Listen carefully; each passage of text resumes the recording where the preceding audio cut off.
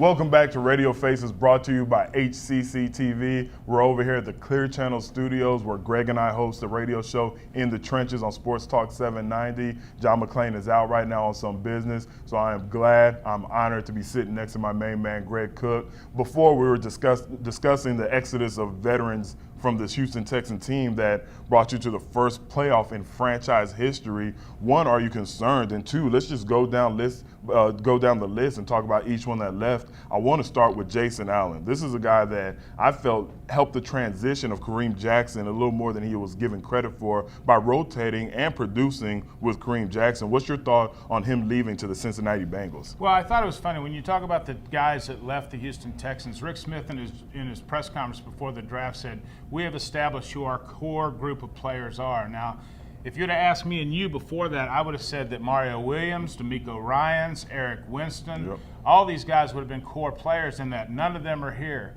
You look at a Jason Allen. Jason Allen, I thought, actually outperformed Kareem Jackson last year, and now he's gone. So is there worry? Yeah, when you lose veteran leadership, nobody can tell how that will translate on the field until you actually get on the field and you get under adverse circumstances. So, yeah, I think there's going to be a little learning curve going on here for the Texans. It'll be interesting to see how this all plays out. And I say it a lot when we're on our show on Sports Talk 790. Action speaks louder than words. I know people probably get sick of that phrase, but when you look at Jason Allen, the thought was he wasn't that highly thought of. But as soon as the Texans made it known that they weren't going to try to re-sign him, Cincinnati came in there and gave him a multi-million-dollar contract. So obviously people were looking at film, and they probably thought what you thought, that he was more effective than the first-round pick Kareem Jackson. So that's why he found a home so quickly after his departure from the Texans. This is the one that really hurt. This one hurt me when I talk about the middle linebacker, the quarterback of the defense, the all-around good player and great guy, D'Amico Ryans. I saw it coming because they didn't utilize him in that new 3-4 system the way that they did before when they were 4-3. Him going to Philadelphia, I think it's a great fit for him when I look at what Philadelphia needed in their 4-3 defense. But just the departure, the locker room presence, the guy on the field who gets everybody lined up. What do you expect to see? Do you expect there to be any kind of drop-off with the departure of D'Amico Ryans? Yeah, very mixed emotions with the departure of D'Amico, because here's the heart and soul of your defensive captain for so long. But you know what? He had only really become a first down linebacker in Wade's new system.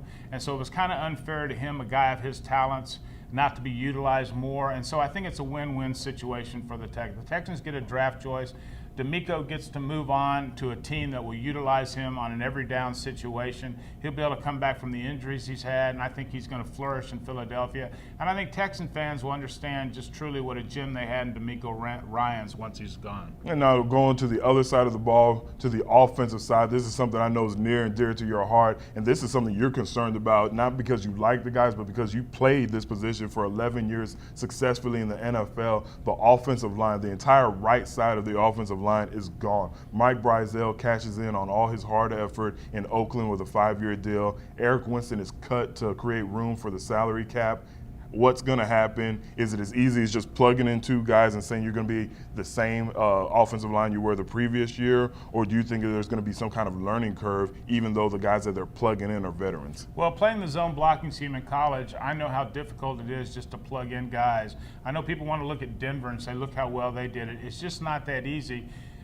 When you get to the NFL record, I mean, you take a Mike Brazel and an Eric Winston. I was as shocked as anybody that they just cut Winston. I think his salary had gotten so high that they decided his play had not risen up to the salary he was making like they had with Dwayne Brown, so they thought they had to move. Like you said, Mike Brazel, he met a money grab at his age, and I don't fault him for that, but you cannot tell me that you can lose the entire starting right side of your offensive line and your running game will not be affected. Antoine Caldwell last year looked lost at times at right guard. Rashard Butler, I love him. When he played for the 4 games, he did well, but he's coming off an injury, and plus, he's not really as heavy as you want your right tackle to be, because that's your run tackle. And I question, you can say all you want about the running game and the zone blocking scheme, but you still have to pass protect. And there's no zone blocking scheme in pass protection. When you get those one-on-one matchups, I don't know if Antoine Caldwell and Rashard Butler will be be as good as the two guys that they have to replace. Now, I know you don't mind getting and mixing it up and getting a little controversial, so I'm going to throw a tough question. Yeah, of course. People that know you, they know that you'll answer straight from the heart and you don't hold anything back, unlike maybe me, I guess is what they say, but they're all lying about that. One of us has to be mellow. So when you look at what's going on with the departures, Eric Winston was a surprise. D'Amico Ryans, we saw it coming because of the on-play, but it was still somewhat of a surprise. Mike Brazel not being signed back.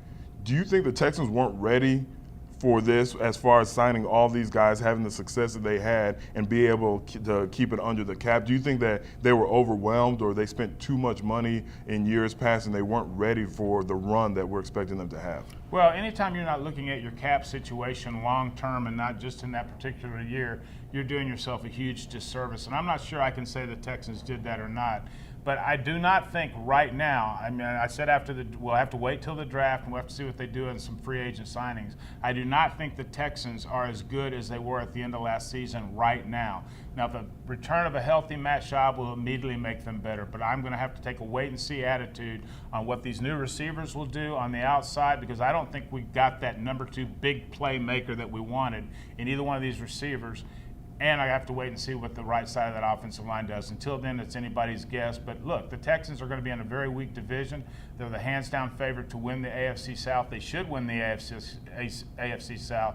And it's just how much farther than there can they progress. I'll tell you what, a lot of fans in the Houston area, they don't want to hear that, but I can't disagree with anything that you've said. As of now, this team is worse than they were when they walked off the field against Baltimore, but what you said is all going to weigh on Matt Schaub's foot. Is he going to come back from that Liz Frank injury? Is he going to be able to play 16 games? Is he going to live up to the hype? This is a contract year, so you know he's going to put his best foot forward, no pun intended, but a guy like Matt Schaub, he's always going to put his best foot forward. You never have to worry about that or question it, but I'm with you on that. It has to do with the return of Matt Schaub. TJ Yates did what he's supposed to do as a backup professional quarterback. You don't want to give him too much credit, and you don't want to take any away from him, but I'm concerned because I've seen the Liz Frank injury in careers, not just in season. I've seen it in careers. Well, and not only that, even if Matt Schaub comes back and is 100% healthy, you got Andre Johnson now entering into those 30s where he had not one but both hamstring injuries. If he goes down again,